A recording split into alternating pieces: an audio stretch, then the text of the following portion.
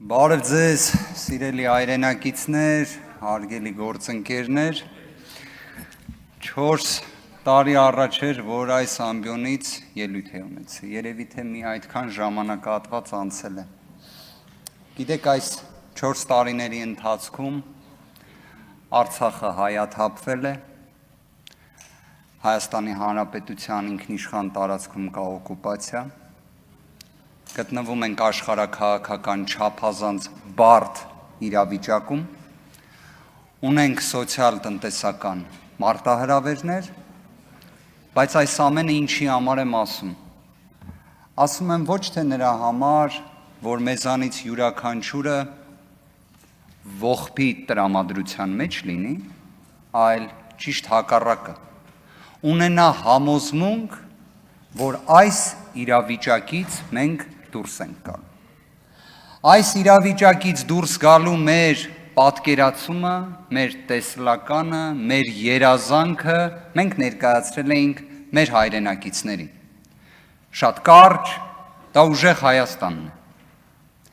Արդյոք մեր հայրենակիցները ունեցել են հնարավորություն ազատորեն իրենց կամքը իրացնելու։ Քանի որ շատ խոսվեց ընտրությունների մասին, թույլ տվեք անդրադառնալ դրան։ Դուք կարծես թե հակադարձեցիք մեզ ընտրակաշառքներ ձևակերպմամբ։ Գործընկերներից մեկը նույնիսկ կարծես դա կատեգորիկ դատողությամբ էր ներկայացնում, իբրև մի երևույթ, որ դա տեղի է ունեցել եւ այլն։ Ես նկատել էի վերջին օրերին քաղաքացիական պայմանագիր կուսակցության գրեթե բոլոր ներկայացուցիչները խոսում էին անմեղության կանխավարկածից։ Ճիշտ էին անում։ Անմեղության կանխավարկածը ոչ թե անձերով է պայմանավորված, որ հիշվում է, այլ անմեղության կանխավարկածը գրված է սահմանադրության մեջ։ Նշված ձեր բնութագրմամբ իբրև ընտրակաշառքի հետ կապված մեկ դեպք չկա հաստատված։ Ավելին կատեգորիկ պնդում կկատարեմ, որ ուժեղ Հայաստան կուսակցությունների դաշինքի հետ ընդհանրապես դա առնչություն չունի։ Բայց եկեք ոչ թե իմ կարծիքը հայտնեմ, այլ եկեք սահմանադրական դատարանի, որի կազմի մեծամասնությունը այլևս ձեր իշխանության ժամանակ է ձևավորվել։ Երևի թե ձեզ է ասում սահմանադրական դատարանը։ Ասում է, որ բոլոր այն ձայնագրությունները, որոնց հղում տալով դուք կարծիք եք ձևավորել, հանրությանն էլ մեր տեղեկատվական տերորի եք ենթարկել, չէր կարելի անել։ Դուք պատկերացնում եք, դուք ամբողջ նախընտրական քարոզարշավը խոսում էիք այդ ձայնագրություններից։ Հակակոռուպցիոն կոմիտեն ամեն օր խոսում էր այդ ձայնագրություններով, սահմանադրական դատարանն ասում է, որ դա չէր կարելի անել ընդհանրապես, որ դա ազատ քաղաքական մրցակցության խաթարում է։ Երևի չէիք կարդացել ոչինչ։ Մյուս հանգամանքը սահմանադրական դատարանը պարզում ասում է, որ այդ կենսաթոշակը, որ բարձրացրել եք, լավ չեք արել։ Դա պետք է կանոնակարգվի, ասում է, որ դա նման է սոցիալական կաշառքի, որ պետք է օրենսդիրը դրա վերաբերյալ լուծումներ տա։ Դե երևի դրանից էլ տեղյակ չեք։ Մյուս հանգամանքը սահմանադրական դատարանը ասում է, որ դուք վարչական ռեսուրս եք չարաշահել, ատելության խոսք եք տարածել։ Ուղղակի այս ամբողջը արձանագրելով, Բարգավաճ Հայաստան կուսակցության այդ տեղի ունեցածը ձայնագողության տեսանկյունից արձանագրելով վերջում ասում է, որ այդ ամեն ինչը ազդեցություն չի ունեցել ընտրության վերջնական արդյունքների վրա։ Դե դա էլ հիշենք, որովհետև սահմանադրական դատարանի կազմը, ոնց հիշում ենք, ձևավորվել է այլևս ձեր իշխանության պաշտոնավարման ժամանակ։ Իդեպ ակնկալել անկախության այդքան բարձր աստիճան, կարծում եմ կլինի միամտություն։ Բայց մի բան էլ ասեմ, դուք շատ խոսում եք եվրոպական արժեքների մասին։ Կարող եք օրինակ եվրոպական մեկ երկրի օրինակ բերել, որտեղ կենտրոնական ընտրական հանձնաժողովի նախագահը նախքան մեղմ ասած պատասխանատու ընտրությունների օրը, այսինքն մի հատ ժամանակագրային ինչ-որ հատված վերցնենք, ներկայացնողը լինի կոնկրետ քաղաքական ուժի էլ առաջնորդի օգնականը լինի։ Իդեպ ես հիշում եմ 8-րդ գումարման ազգային ժողովում ես պատգամավոր եմ եղել, Վահագն Հովակիմյանն էլ էր պատգամավոր։ Եթե չեմ սխալվում, այստեղ էր նստում։ Բայց հետո գնաց կենտրոնական ընտրական հանձնաժողովում նստեց, սկսեց հաշվարկ անել, ոնց որ պատկերը բոլորս տեսանք, թե այդ հաշվարկը ինչ էր։ Մյուս հանգամանքը, կարծես Ռուբեն Ռուբինյանը նշեց, որ հայ հասարակության կողմից կատարած ընտրության հետ պետք է հաշտվել։ Իսկ հետաքրքիր է, քաղաքացիական պայմանագիրը հաշտվել է այդ ընտրության հետ։ Եկեք վերցնենք ընդունել եզրույթ, այսինքն դուք ընդունել եք։ Գործընկերը կարծես վկայակոչեց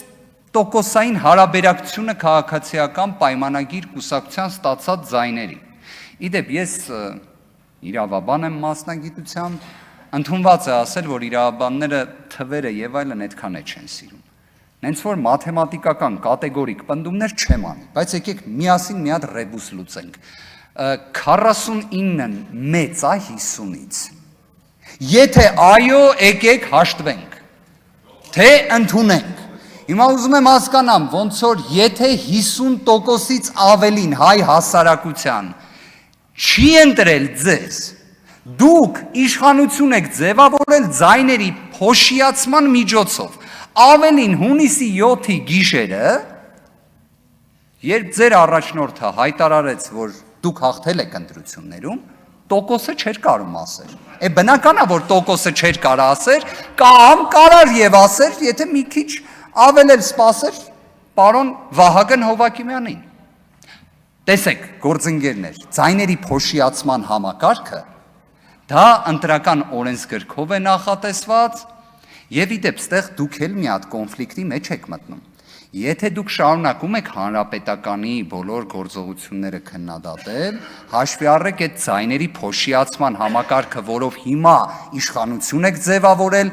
հանրապետականի ժամանակ ընդունված ընտրական օրենսգիրքն է։ Էս էլ մյուս ռեբուսնա ձեր համար։ Հիմա եթե